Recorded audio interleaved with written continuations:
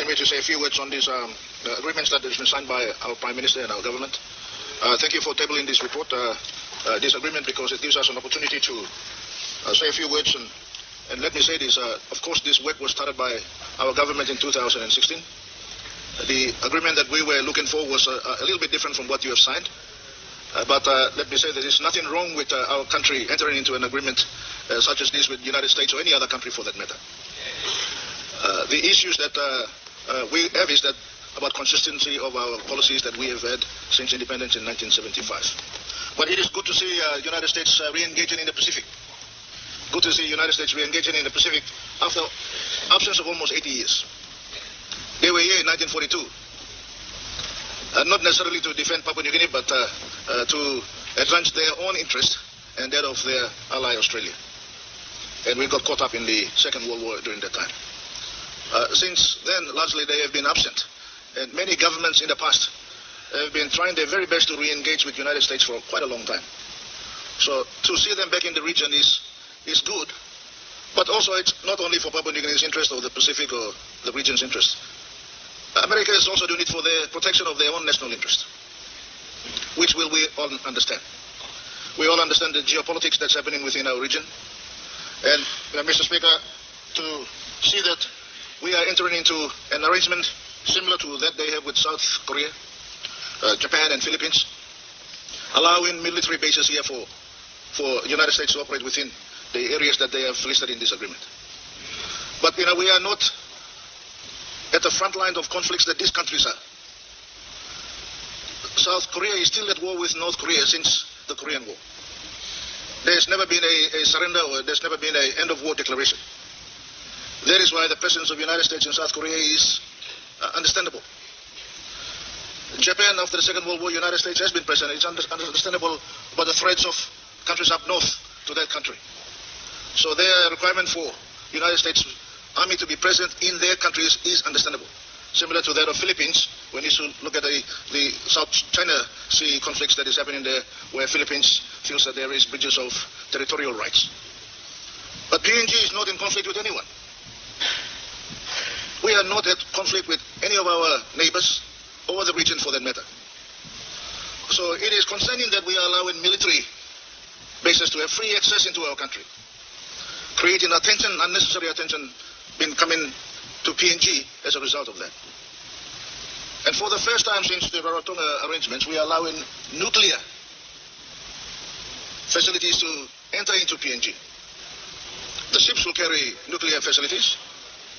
The ships will carry nuclear facilities. Aeroplanes will do so. You can't stop it. That's a fact. And Australia is saying there's nothing wrong with it. I'm not disagreeing with it, so don't get too excited. All I'm telling you is what is going to happen, the reality that we are going to face as a result of this agreement. So it is going to bring a lot of attention to our country, so we have to be prepared for it. The Pacific Island countries who were here, I know that they were polite in not making any statements, but they would be disappointed. Because we are by far the biggest country, the biggest economy, biggest population, biggest landmass, biggest everything.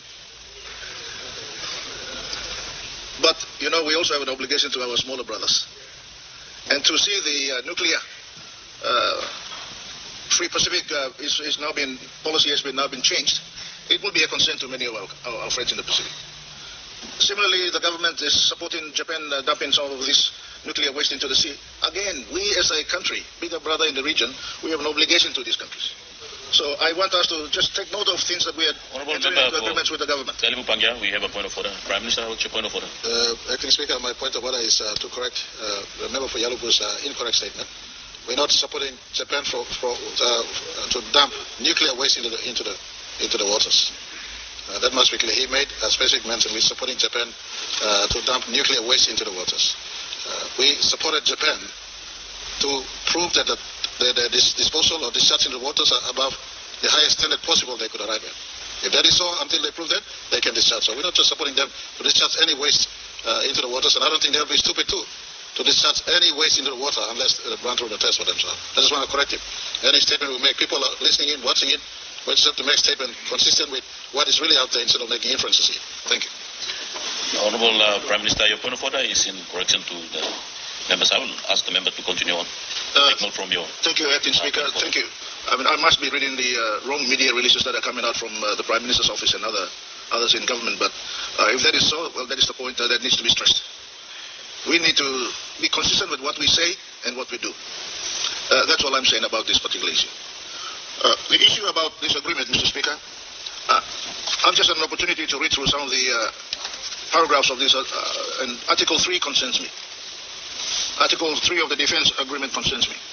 I know we've got some brilliant lawyers and they must have cleared it, but I hope that this is not going to breach our constitutional provisions and the laws that we have. And Article 3, Paragraph 3, where it says that Papua New Guinea is conceding jurisdiction over to the visiting forces, conceding. And further it goes down to say that U.S. authorities will have exclusive right to exercise criminal jurisdiction over U.S. personnel. Now, bearing in mind the challenge by the governor for Morobe before about the Australian agreements that we signed, this is the very similar sort of wording that he challenged the Supreme Court and the government lost. But now, when we are adopting this in this parliament, we are conceding our jurisdiction over to U.S. government. So we just need to be careful about what we are saying. Additionally, it says that the United States government has exclusive right to exercise civil and administrative jurisdiction over U.S. personnel for all their acts or omissions in the course of the official duty. And any acts or omissions that are done outside the official duties will come under PNG jurisdiction, but it further goes down on the same paragraph, says that Papua New Guinea authorities will immediately notify the U.S. authorities and shall promptly transfer this personnel over to the U.S. authorities. So that's paragraph 3. And it further goes down and says, shall immediately notify U.S. authorities of the arrest or detain, and that their properties and the effects and their private residence shall be inviolable. Well, I had to look up the dictionary to find out what that meaning was. Well, it says it can never be broken. That's what it says. So, this is not quite in line with what is the provisions of our law and our constitution. And that was tested by the Wenge challenge. So I think Parliament and government needs to take heed of this. And of course, it further states on paragraph 4 that U.S. forces shall have the authority to impose disciplinary measures in the territory of Papua New Guinea in accordance with U.S. laws and regulations. So if that doesn't concern you, well, I stand to differ. And then we talk about sort of the access to the areas that they are going to operate. And the areas that they are going to operate is listed at the back.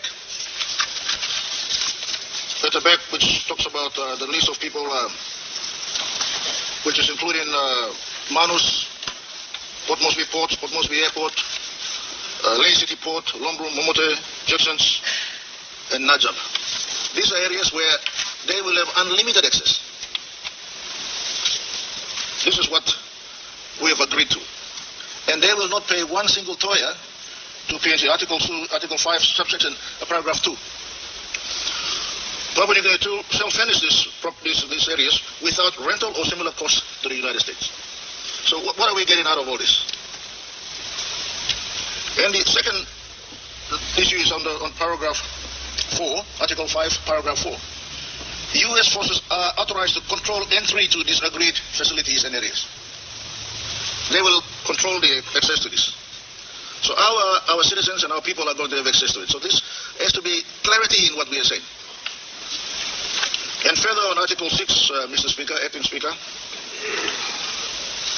U.S. forces can position the equipment, position the supplies and materials at any of these places.